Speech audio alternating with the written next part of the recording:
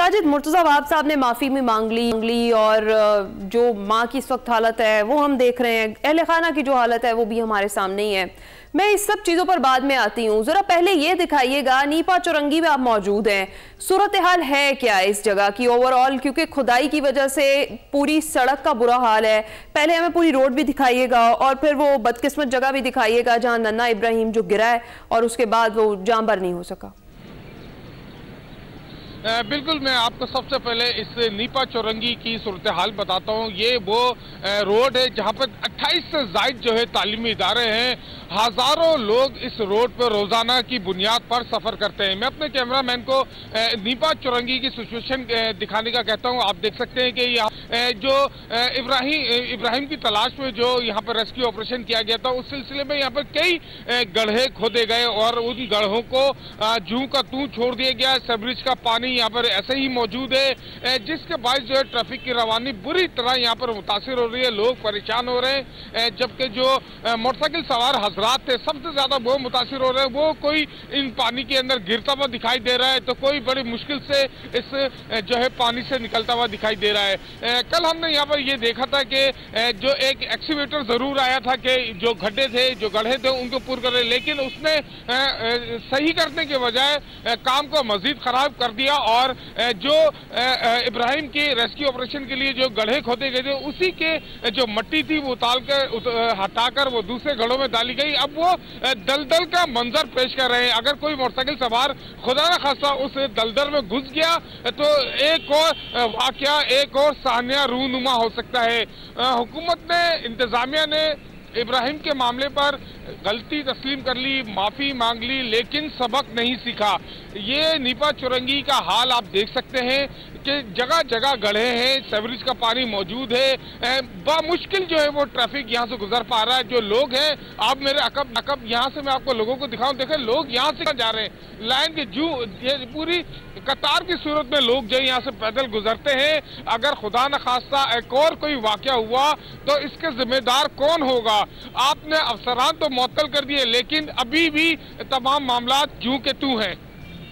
बिल्कुल। तो साजिद, ये भी बताइएगा कि हमने देखा कि जो मेयर कराची हैं उन्होंने माफ़ी मांग ली, उसके साथ साथ इल्ज़ाम ठहरा दिया गया जो स्टोर मालिकान है उन पर और बीआरटी पर बीआरटी का मौक़िफ़ ये है कि उनका कोई तामीराती काम या तरक्याती काम इस इलाके में हो नहीं रहा था, तो इसलिए उन्हें मुर्दे इल्ज़ाम ठहराना ठीक दुरुस्त बात नहीं है। और उसके साथ साथ उनका ये कहना है कि जो ये नालों का जो निज़ाम है इसके हवाले से भी वो जिम्मेदारी कबूल नहीं करते हैं। तो इस पर क्या कह रहे हैं आप?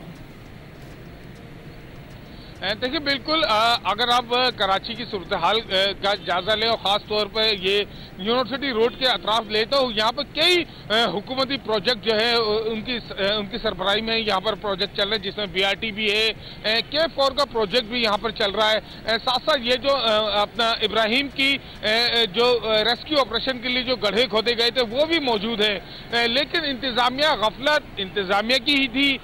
अगर इस वाक़े की बर वक्त इंक्वायरी कर ली जाती तो दूध का दूध और पानी का पानी हो जाता।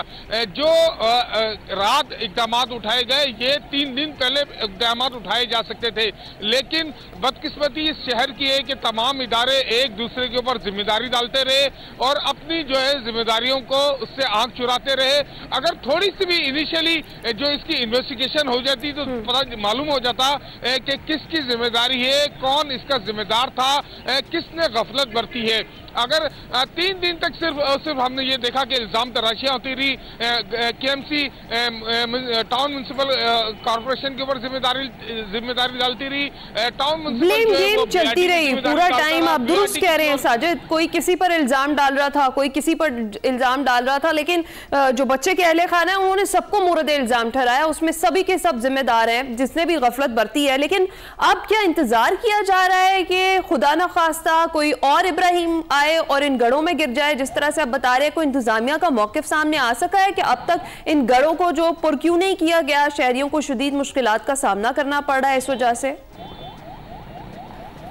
देखिए, बिल्कुल इंतजामिया की जानिब से कोई मौक़िफ़ अब तक सामने नहीं आ सका है। सिर्फ उन्होंने एक खास ये काम किया जब इब्राहिम के रेस्क्यू ऑपरेशन के लिए जब यहाँ पे खुदाई की गई थी, ये सीमेंट के ब्लॉक्स लगाकर जो है ये आपको दिखा सकता हूँ, ये इन्होंने कॉर्डन ऑफ कर दिया। ये पूरा इलाका है, ये मेरे सामने जो है वो डिपार्टमेंटल स्टोर है और ये मेन होल था जहाँ पे इब्राहिम जो है वो गिरकर लापता हुआ था।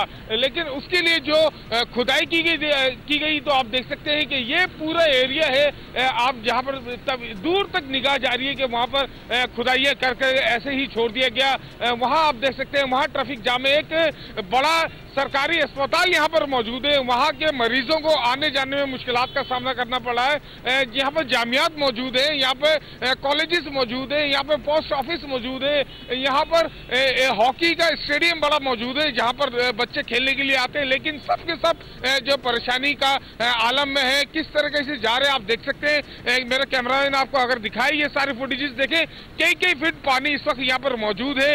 ये मट्टी यहाँ पर डाल दी गई उसी गढ़ों के ऊपर जो दलदल का मंजर पेश कर रहे हैं।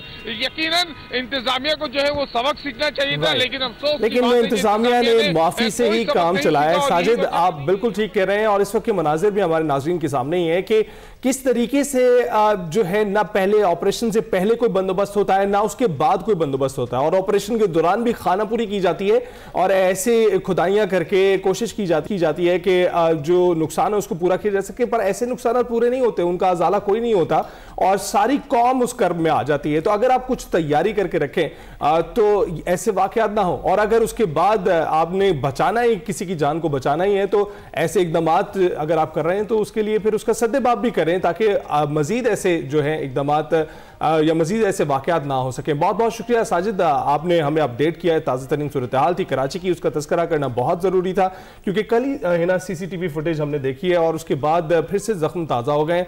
हमें ये जख्म तब तक ताज़ा रखने हैं जब तक इनका प्रॉपर कोई बंदोबस्त नहीं हो, जब तक ये मैन होल्स जो हैं वो ढके नहीं जाते और लोगों की जानों को महफूज नहीं बनाया जाता। बिल्कुल, अब जरा आगे बढ़ते हैं और कुछ बात कर लेते हैं सियासी सूरत हाल की।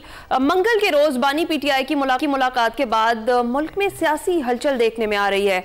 बानी PTI की बहन उज़मा खान की बानी से मुलाकात के बाद उन्होंने इल्जाम लगाया कि बानी PTI को ज़हनी टॉर्चर किया जा रहा है, उन्हें सहूलियात नहीं दी जा रही हैं। इस मुलाकात के बाद PTI के सोशल मीडिया से एक लंबी चौड़ी ट्वीट शेयर हुई जिसमें बानी PTI की सियासी गुफ्तगू को वाज़े तौर पर नुमाया किया गया है और इदारों पर संगीन किस्म के इल्जामात लगाए गए हैं। इस पर सेनेटर फैसल वावडा ने एक्स पर पैगाम में लिखा कि ज़हनी मरीज आंख से अंधे और कान से बहरे सुन लें, आइन और कानून के मुताबिक फैमिली को मुलाकात की इजाजत हाल अहवाल के लिए है, वकील को केस से मुतालिक मिलने की इजाजत है। फैमिली की मुलाकातें भी सियासी पैगाम पर मुश्तमिल हो रही हैं, अब से वो भी बंद कर दी जाएंगी। वकला ने केस के अलावा कोई सियासी पैगाम दिया तो वो भी बंद कर दी जाएंगी।